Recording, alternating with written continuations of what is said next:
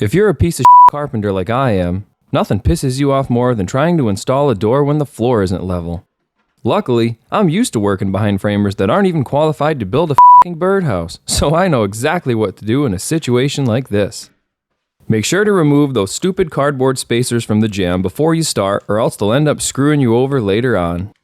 Now it's time to set the door in the rough opening and see what we're up against.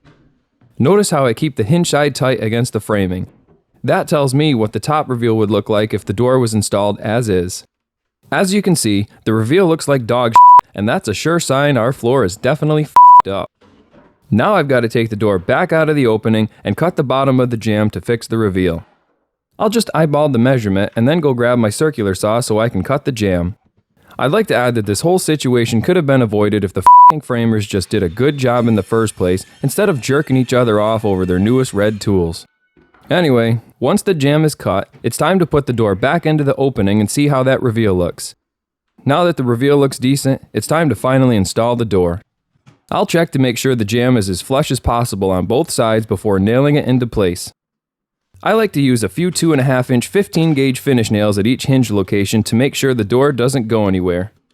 It also gives the painter something to bitch about when they're on their 5th coffee break of the day.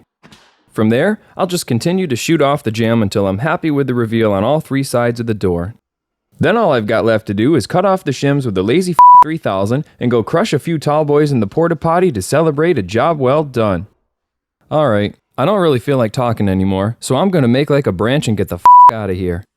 Don't forget to like this video and make sure you subscribe to my channel as well so you can watch all of my other videos. Thanks for watching, and as always, hope this helps.